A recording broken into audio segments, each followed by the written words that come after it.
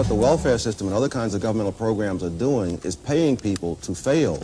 Insofar as they fail, they receive the money. Insofar as they succeed, even to a moderate extent, the money is taken away.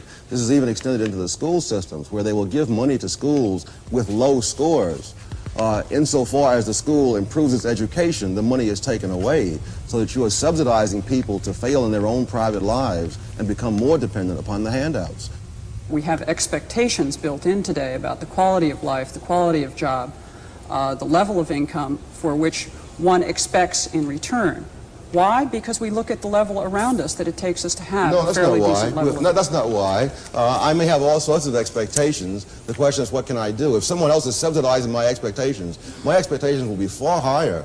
Insofar as the Center for Advanced Study was subsidizing my expectations a few years ago, I refused to work at UCLA for the normal full professor's salary. Why should I, when I can get the same money for being at the Center for Advanced Study with no hours, no duties, and no classes? Cut off welfare tomorrow. What will they do? What will be their immediate response? At what price to their small children and to their middle-aged children? Yes, they'll get a job. In fact, the statistics show that women, in fact, are the most successful through the employment program. But what has to supplement that, typically, is the provision of some kind of daycare arrangement. Either the individual woman has to earn enough money to be able to pay privately for her daycare, or in fact she is, quote, subsidized through this insidious corrupting set of programs run by the federal government, which in fact makes her employable and a taxpayer. It's an interesting notion of trying to get people in a productive mode. Tom Sowell. It's incredible the way you start the story in the middle, as if there's a predestined amount of poverty, a predestined amount of unemployment, and that the welfare system is not itself in any way responsible for that. There is a predestined 20% of the bottom half of the population. I have never, that's always been true. There's going to be 20% at the bottom. I agree with you. It's also true that 20% of the bottom population doesn't have to be living on the government and ruled by the government. You mentioned, for example, a female-headed household. Many of those, in addition to the grown woman who has all the kids, are teenage pregnancies.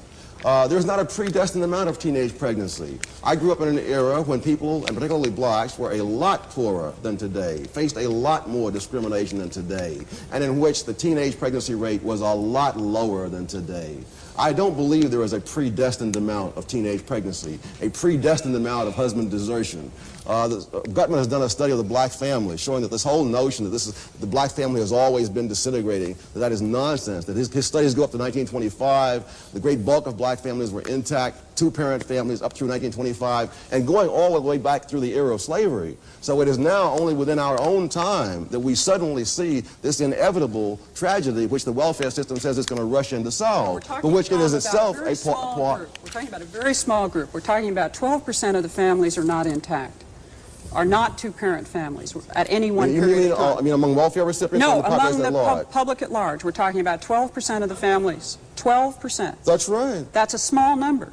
But none of those on welfare. We're still talking about a significant component of the bottom 20% that are the bottom 20%. Whether they are above the poverty line or below the poverty line, they are still the bottom 20%. And the issue is, what is the responsibility of the other 80%, if any, toward those individuals? Does your program plan to eliminate there being a bottom 20%? No. But it intends to raise the bottom 20%. So you're raising them by having more illegitimacy, more unemployment. I'm not making them have illegitimate children. I hope that's clear. I think. You don't have to do that. You simply subsidize it.